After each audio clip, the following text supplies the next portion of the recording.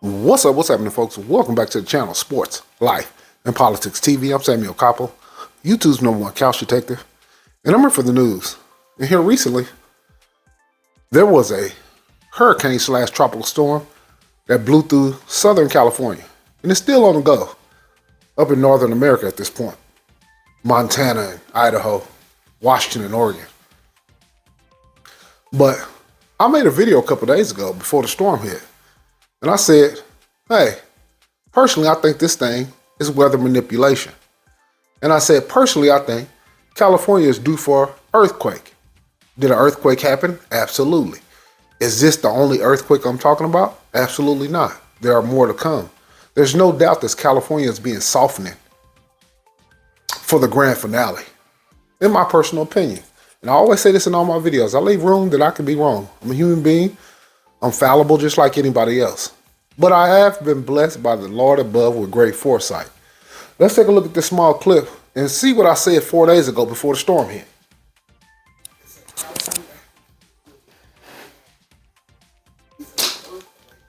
Because they are softening. Let me see. One more time.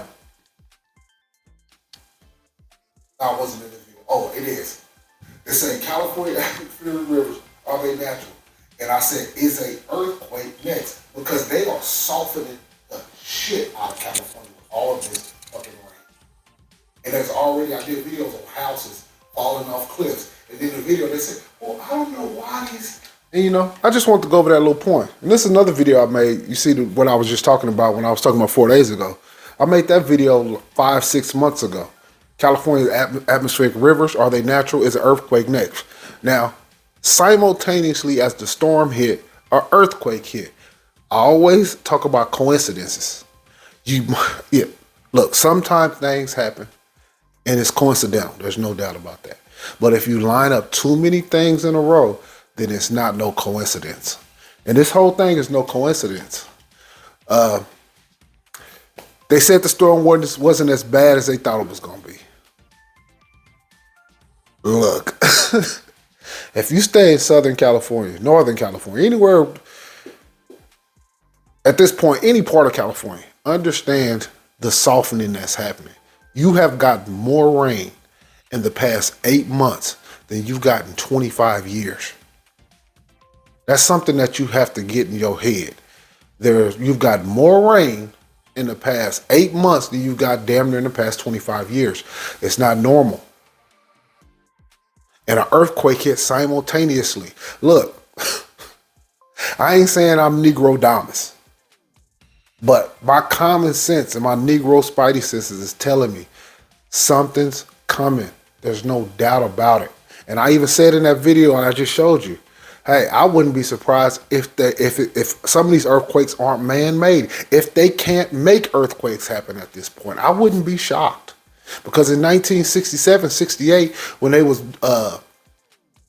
Operation Popeye, when they was making it rain in Vietnam, nobody believed that was even possible. And then you look up years later, about 1977, they had outlawed weather warfare. So me saying that the earthquake warfare, that's not a stretch, you guys. I'm sorry, it's just not. But let's take a look at this clip. California reels from rare tropical storm. Arriving with torrential rain and fierce winds. Death Valley saw its wettest 24 hours ever. A year's worth of rain in a day. In Thousand Palms, heavy rain and rushing water swamping this truck and closing that road. Rocks from a mudslide pouring down on a hill in Forest Falls.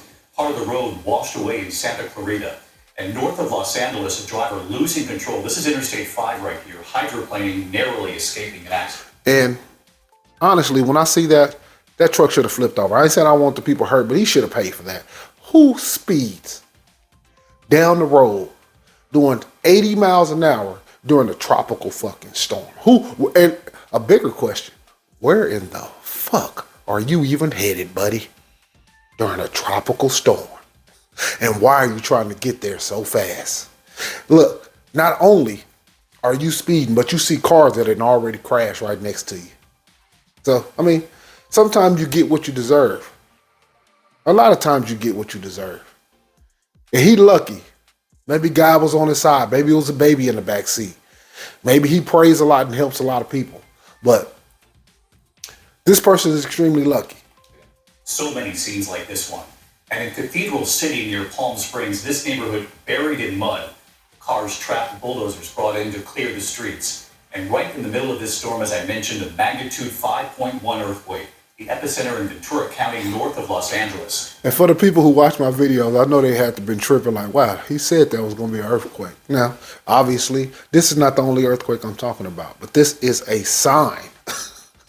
And it most definitely lets me know that I'm on the right track. You know, it really does. It lets me know that I'm not crazy and I'm not just throwing out wild theories. Now, flooding alerts tonight from California all the way to Idaho and in the Gulf. That other major system we're now watching set to hit tomorrow. Senior meteorologist Rob Marciano leading us off tonight near Palm Springs. That was a different truck. Where are you going so fast in a hurricane? Vehicles and water rescues as Hillary dumps historic rain in parts of California in the last 24 hours. Car after car losing control on Interstate 5 north of Los Angeles. Hydroplaning on the Slick Highway. Near Palm Springs, floodwaters inundating communities. Vehicles stranded, rescue crews bringing out people covered in mud. Among those trapped, Luis Ramirez and his family. Call 911 around 30 times, but we just kept on getting the same answers. Hold on, don't be scared. And then that's hard. At least a dozen people in an assisted living facility stranded by mud. The seniors rescued in a giant front loader. Nearby, Interstate 10, a crucial. Could you imagine if you call 911 and nobody ever comes? Think about all the senior citizen homes, the people who live in homes but are older, people who are on respirators, people who injured. I mean, the amount of death would be unbelievable. And to me, this is where it's headed. Eventually, I ain't saying this is going to happen soon. I ain't talking about tomorrow, but I'm saying like you can see it coming. Then people going to be calling, ain't nobody coming. The destruction will be so catastrophic that the police and the ambulance and all the people, they trying to help themselves first in their own family. And you'll become secondary. Artery shut down in both directions. Nearly all the low-lying areas in this desert valley are filled with water and mud, including the interstate. This is the 10, which has been shut down or crawling since the heaviest rains came in yesterday. In the San Bernardino Mountains, some 700 people in Forest Falls forced to shelter in place until crews could remove boulders and mud blocking roads. Watch as this massive mudslide approaches a fire station there Sunday. Firefighters scrambling for safety. And this is what it looked like from above today. In San Diego, Hillary taking out huge trees, as our Matt Rivers shows us. 2 to 3 inches of rain around San Diego meant saturated ground, which meant decades-old trees like this one toppling over, this one hitting that house. Thankfully, no injuries. Now workers in the process of removing. Our LA station, KABC, broadcasting live when the unthinkable happened. An earthquake. Chief, I'm really sorry to interrupt you right now. Our studio is shaking right now, so not only are we dealing with a tropical storm, but it appears we're now dealing with an earthquake. The magnitude 5.1 tremor sending bottles flying off the shelves at this bar in Ventura. No reports of major damage from the quake. Tropical storm Hillary made landfall in Mexico Sunday, killing at least 2. The system now on the move, putting parts of 8 western states on alert for more flooding and wind. So let's get right to senior meteorologist Rob Marciano in California tonight, tracking all of this. Of course, this new storm set to hit the Gulf. It could hit as early as tomorrow. But of course, Rob, this system that slammed the West is also still on the move tonight. It is, and we saw a lot of mud here. This is the road where that giant front loader brought those seniors to safety. Public Works telling me that it's going to take days for all the streets to be passable from all this mud. Hillary's still not a storm, but the impacts still very, very strong. We've got heavy rain and wind for our friends north, Mammoth to Tahoe to Baker City, and wind impacts as well, like northeast Nevada into parts of Idaho Falls. Could see 50, 60 mile per hour wind down the I-84 corridor tonight, then winding down tomorrow. But the Atlantic is winding up. We have 3 named storms right now, 2 more likely to be named. One in the Gulf of Mexico that is on the move towards Texas, forecast to hit there during the day tomorrow as a tropical storm, landfall somewhere in the morning hours with moderate impacts. Certainly a very busy time of year. And, you know, there are more hurricanes down there. But hurricanes in the Gulf and around Florida are pretty normal. It's not something that happens sporadically. They have a hurricane season that happens every single year where you're going to get at the very least some tropical storms, if not hurricanes. But like I said in another video, that whole thing was about the distraction from Hawaii. That shit was starting to grow. It was growing too much strength, too much power. You needed something to distract you from what was happening in Maui. And guess what? A hurricane in California is just the thing to take your eyes off of it just enough. As Joe Biden's over there blundering and flumbering around talking about making a comparison to the Maui fires, to a fire when he burned his kitchen up, cooking chicken wings. It's absurd. But like I said, you guys, I've been saying it in video after video. I just said it 4 days ago. I said it 5 months before that. I said it 8 months before that. Hey, California is being softened. There's no doubt about that, unfortunately. You know, it is what it is. You just got to make sure that you're prepared. Like they said, make sure you have your food stocked up, your generators, batteries, you know, handheld crank radios, just in case you ain't got batteries. Little things that can help you survive till some help can get to you, because there's no doubt about it what's coming downhill. Let's take a look at this. Now, there has been mysterious explosions. I've covered this explosion that happened in Pennsylvania where a house just exploded. Now there's another house that exploded of Tennessee Titans. Caleb Farley, he's a cornerback, and he plays for the Titans. His father's died in a massive explosion today. But 7 months ago, and them ain't the only two houses that blew up here recently. We know gas leaks are possible, so we know that, you know, things from time to time. But usually when you have them gas leaks, usually it's like some kind of business, like a major big business or something, like some kind of refinery or something. It'd be out, you know what I mean, where you have big, massive explosions. Houses, not so often. But 7 months ago, federal agencies considered a ban on gas stoves. Now there's gas leaks and houses blowing up. Is there a correlation? Let's take a look at this clip from 7 months ago. So a lot of us cook with gas in our homes with our kitchen stoves here, but that could be a thing of the past. Yeah, according to a new report from Bloomberg News, U.S. Consumer Product Safety Commission considering a nationwide ban on gas stoves. And 12 News reporter Dana Casullo is here with why it could be because of indoor pollution linked to health concerns.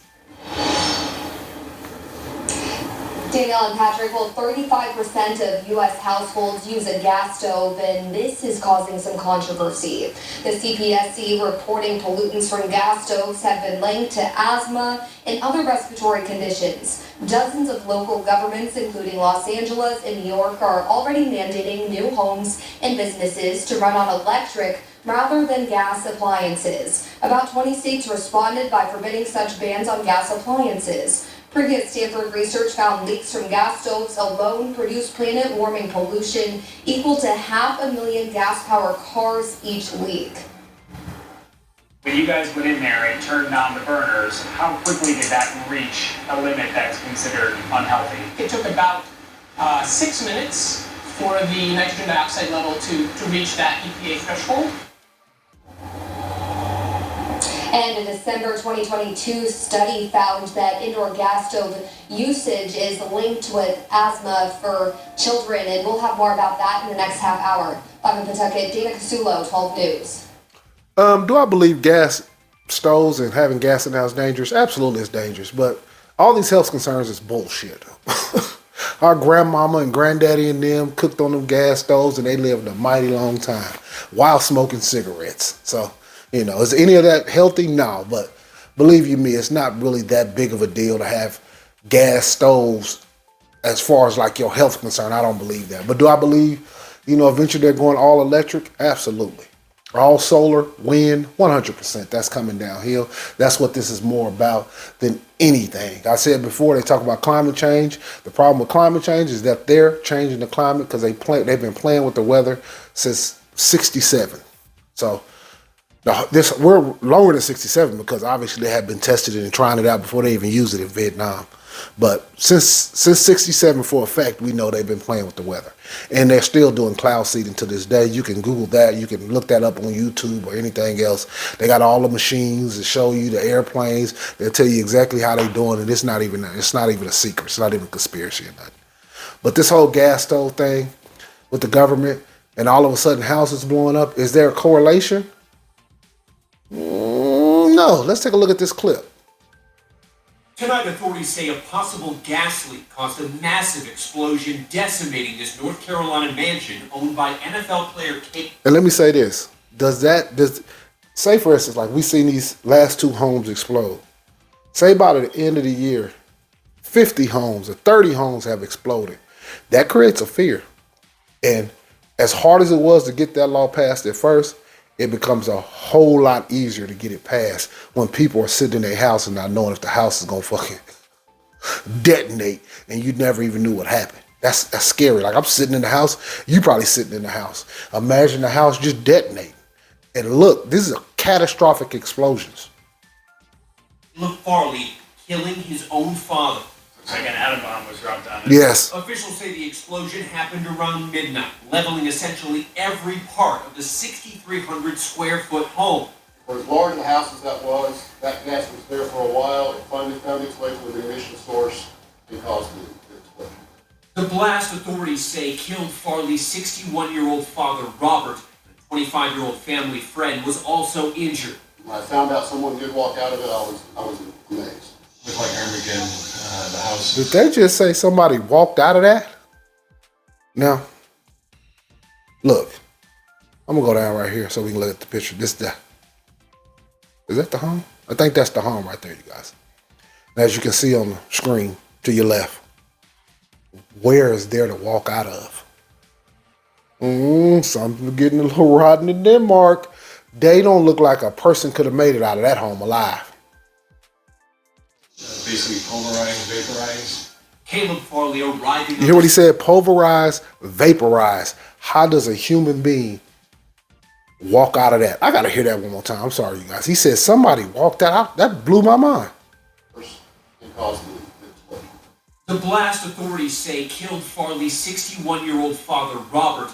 A 25-year-old family friend was also injured. When I found out someone did walk out of it, I was amazed. Amazed? I'm astounded. I can't believe it. I'm shocked, astonished. This is unbelievable.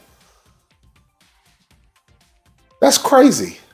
Like Armageddon, the house is basically pulverized, vaporized. Caleb Farley arriving on the scene this morning, sitting among the wreckage. Officials say the NFL player wasn't there at the time of the explosion. His father's death comes just 5 years after Farley lost his mother to breast cancer. Farley's teammates and coaches with the Tennessee Titans now rallying around it. We got to focus on Caleb and his family and what we can do to support them and be here for them. That's devastating. This investigation is still ongoing, but we're told there's no signs of any criminal activity. Authorities believe this was likely an act. Here we go again. There's no signs of criminal activity. The house is pure rubble. How could you know if there's any criminal activity? You haven't even dug everything up and out. And somebody walked out of there alive.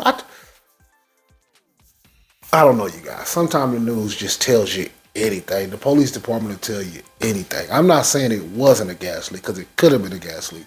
But it also could have been some chicanery and some foul play. You just never know. For somebody to walk out of that is just unbelievable. Unbelievable. But I want to just look at it again. Tonight, authorities say a possible... And my question to you guys is, where did they walk out the... Because it was a 2-story home. So he walked... That's what you're seeing right there on the ground is the roof. They didn't say he was pulled out or he was drug out. They said he walked out. Man, you got to give me a fucking break. He walked. Who walked out of that? That man have to be the goddamn Messiah to walk out of that.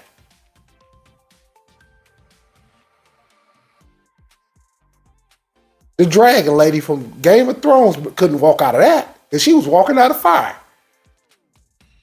That's unbelievable, you guys. Unbelievable.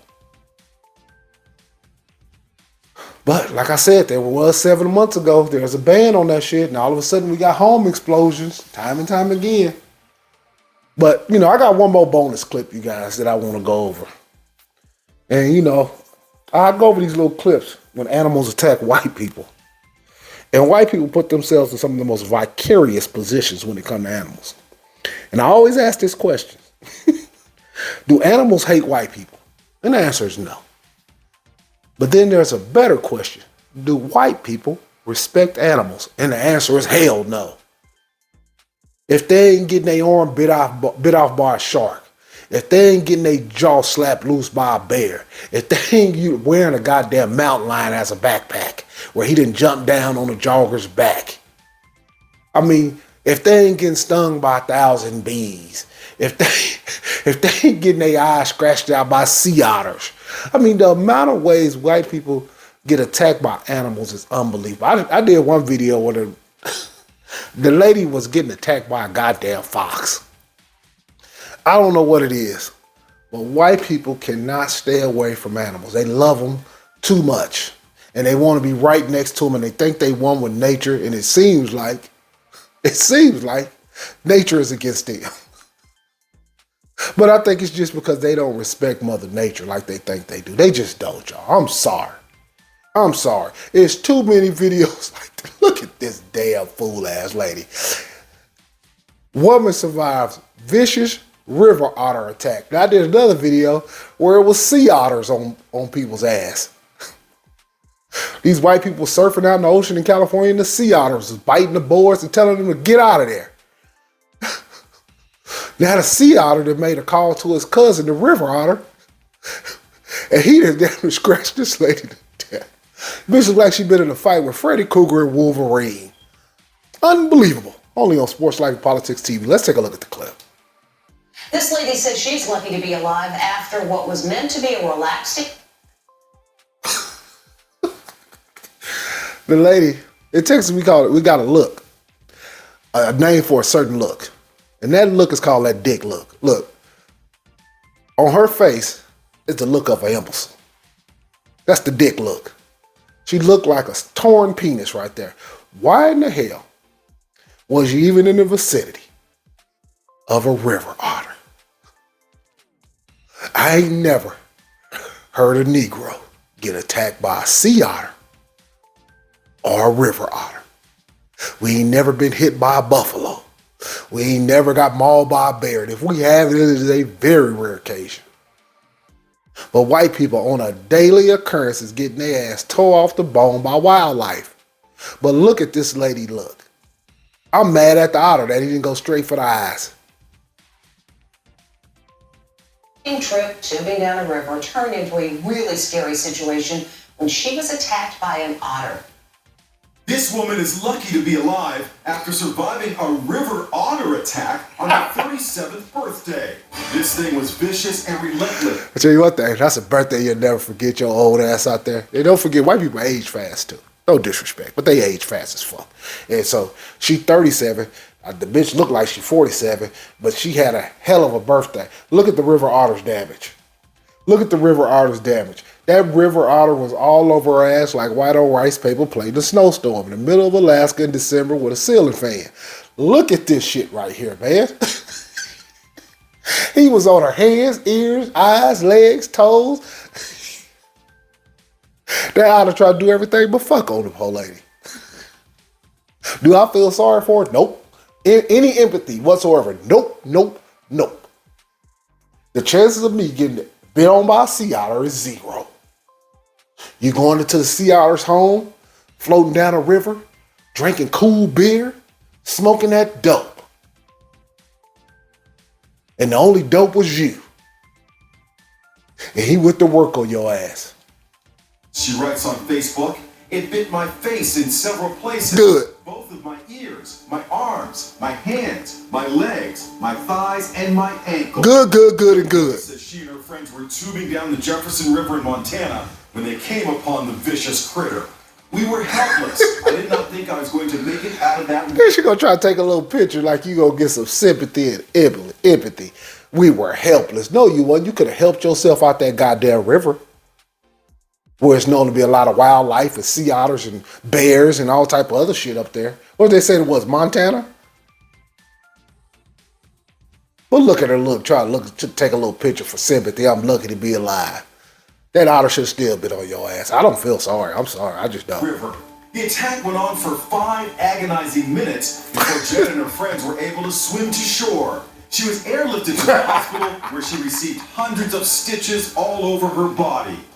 Otters sure look adorable. Look at him. But just last month, we told you about this angry sea otter who's been terrorizing surfers in California. Otters are pretty careful. What color was that lady? Let's see what color the surfer was. What race was she? What race is he? He white. Sea otter who's been terrorizing surfers in... And look, it ain't enough that the sea otter is biting on boards and shit. You won't take your ugly ass down there. You won't take your Dr. Seuss looking ass down there and then thank you for playing the sea otter's little domain. That's his home. That ain't your home. If he don't want you there, it's time to tear your ass. California. Otters are a pretty territorial animal, especially with a mom protecting her young. A lot of times they will do everything and anything they can to get a threat away. Whether or not the individual was a threat or not, the otter doesn't understand that. They are not the cute and cuddly animals that social media wants you to think they are. Jen is on the mend thanks to her husband and family who helped change her bandages multiple times a day. I am lucky and I am grateful and I am alive. Let me see her look one more time. Look at this. Thanks to her husband Look at this and shit. family who helped change her shit. bandages multiple times a day. I am lucky and... Look at this shit right here. And let's be honest, before all the wounds, she wasn't a looker. Yeah, she wasn't pretty before none of all this shit. She got exactly what she deserved. Seriously. You had no business out there in them otters' little fucking domain. And they like to tow her ass up. Thank God she wasn't pretty, because then, you know, that'd have been something she'd been scarred for life. Thank God she already looked like the Wicked Witch of the West. And, you know, no wounds really won't make too much of a difference. She already is a sour puss in the face. But appreciate you guys tuning in. This has been Sports, Life, and Politics TV. I'm Samuel Koppel. I'm here for the news. Hit that like. Hit that subscribe. I just took your ass on another white person got tore up by an otter ride.